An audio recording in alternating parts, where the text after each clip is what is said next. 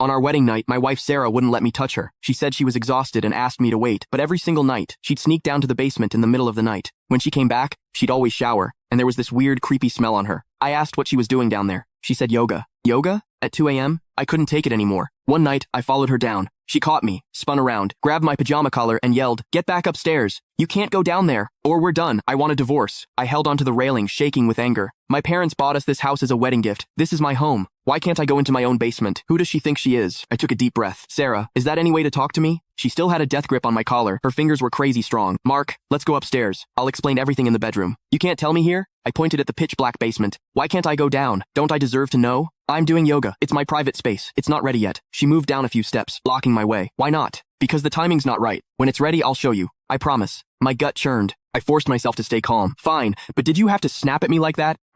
She bit her lip. I got a little worked up, okay? You know how I am, I'm blunt. You're used to it. I scoffed and headed back upstairs. Fine. I'd check it out tomorrow when she left for work. Back in bed, I tossed and turned. Something was definitely up with that basement. Something big. Was Sarah hiding a secret? I looked over at her. She was awake too, staring at the ceiling. I thought back to when she first asked me out. I was shocked. She was gorgeous. Tons of guys were after her. And me? Just an average-looking dude. What did she even see in me? She said she liked that I was kind, quiet, and that I made her feel calm. I believed her. But if that was true, why did she push me away every night? I'm her husband. Was this normal? I couldn't help it. I reached out to touch her cheek. What are you doing? She jerked away like I'd burned her, looking at me with pure disgust, like I was something gross. It hit me. I turned away, furious, but I couldn't let it go. If she didn't have feelings for me, why'd she ask me out? Why'd she marry me? I turned back around. You said you needed time, that we couldn't be close yet. I get that, but why freak out when I barely touched you? How many times do I have to explain? It's psychological. I'm looking for a therapist, aren't I? Just be patient. She picked up her phone and tapped my shoulder with the back of it, wouldn't even use her hand. Mark, please, just give me 6 months. I promise things will be different. She tapped me with her phone. Was I that disgusting to her? Could I even trust her? But what choice did I have? I sighed and rolled over. The thing is, I'd given her everything. From day one, I did whatever she wanted. She liked jewelry. I bought her expensive necklaces. She wanted to travel. I took her everywhere. She mentioned investing. I helped her learn finance. I gave her everything I had. And this is what I got after the wedding. It all had to be connected to that basement. I had to find out what was going on. Morning came. I made her favorite breakfast like always. She stayed cold, eating in silence. Felt like I was her maid, not her husband. After breakfast, I drove her to work. We both worked in sales at Serenity Scents, a perfume company. After I parked, she walked into the building.